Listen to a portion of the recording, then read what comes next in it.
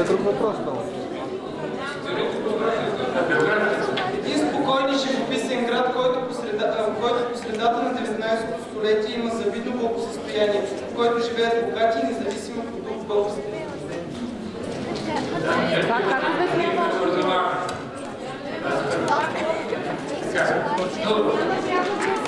Но то няма връзка между алкохол. 15 въпрос. Миляна Савова. Защо днес можем да твърдим, че Найденгеров е имал ясен и реалистичен поглед върху случващото се в България и Европа от политическа гледна точка?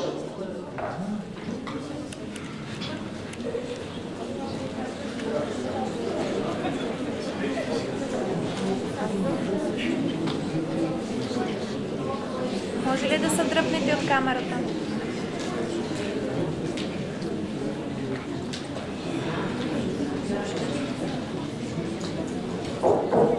Не знам. Това е цитат от биографията и сега ще ви го зачита.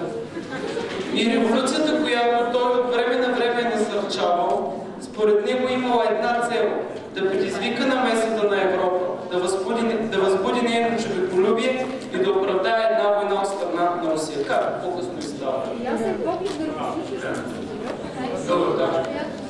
Няма пряка връзка между въпроса и отговора. Няма пряка връзка между въпроса и отговора. Да възбуди.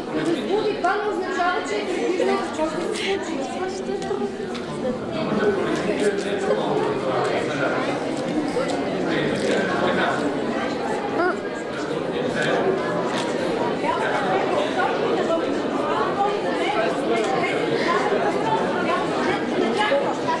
Смятам, че регламентът не е ясен. Въпросите са изключително некоректно формулирани и нямат пряка връзка с Нека да ви се представя. Въпросите, точно при тези въпроси са разглеждани както от мен. Аз тук съм много скромен на това жертва, все пак имам въпроска степен по история. Също така и от доцента Насов, който е живет автор на регламента. Ако вие виждате нещо, което не е по регламента, който го е видял, значи проблема вече не знам на чия страна е, но въпросите са гледани, прецизирани въпрос по въпрос. Просто трябва да се мисли. Но това са, пак казвам, големи ученици, на които не може да им се задава въпроси от рода тогава ден Найденгеров, кое училище се открива, къде учи и така нататък. И много такива споделения трябва да стават и ще се разумят.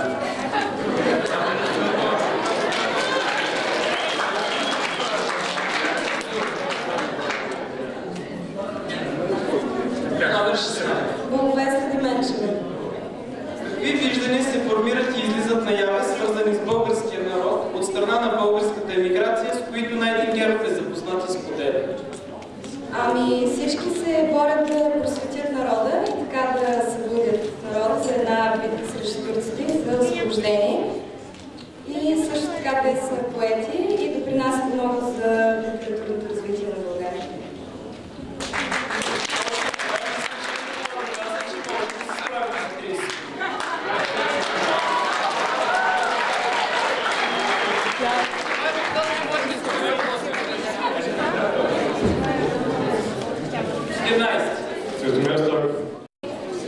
Кое прави честването на Деня на светите братя равноапостоли Кирил и Методий през Възраждане по-различно в културно-политически план, отколкото в наши дни, след освобожденска България?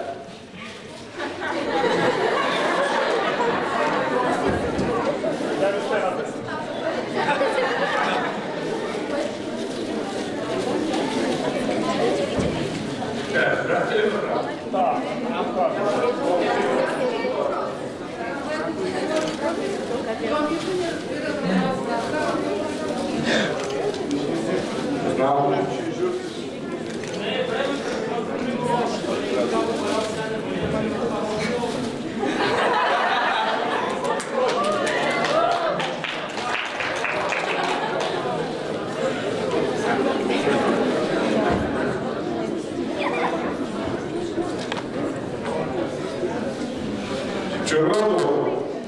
Не.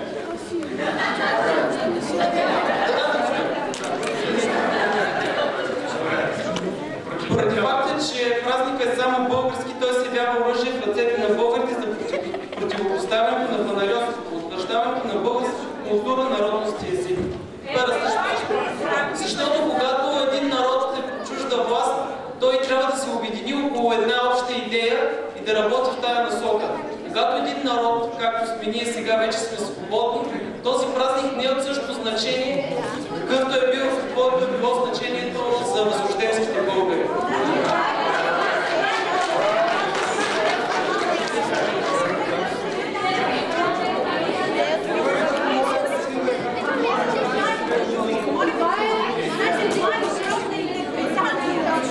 Не може да ме задължи аз да възприема отговора, който мисли, отговора да даваш въпроси. Ние за това сме тук да чуем отговор. Не е даден отговор. Не може да твърдите, че днес празника няма значение. Това не го твърдете. Казвам, че няма значение. Айде прочетете това.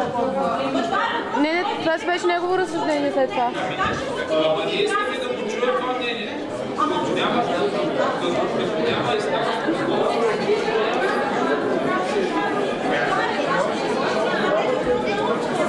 Най-вероятно и вие, че ще имате 4 различни отговора на този въпрос.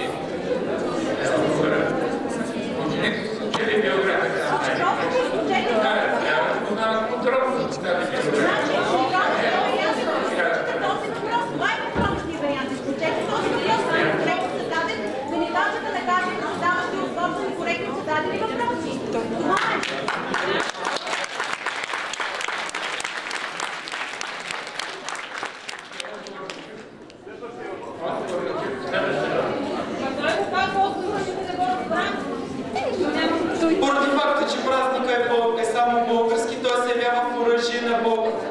Той се явява оръжие в ръцете на българите за противопоставянето на панариоса, утвърждаването на собствена българска култура, народност и език.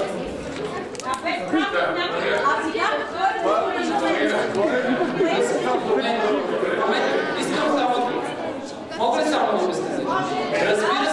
Разбира се, че българският народ ще изгради своята нация, но този празник способства за това нещо. Затова той е толкова важен. Този празник не е просто един обикновен празник. Той е празник само на българите. Него не го честват гърци, не го честват турци и така нататък. Той го отличава като един само български празник, което означава, че е много по-лесно.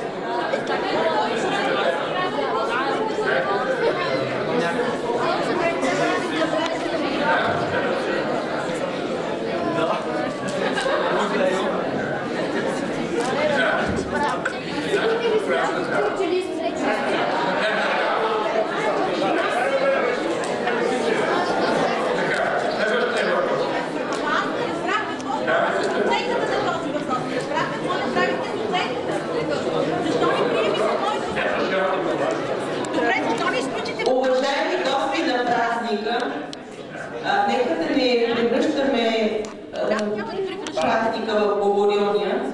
Имаме мислещи, млади, интелигентни хора, които смятат, че могат да се защитят сами. Момчета и момичета, вие сте достатъчно умни, няма нужда, както в ония хубав момент от подигото, да стават и да ви защитават хората от публиката. Покажете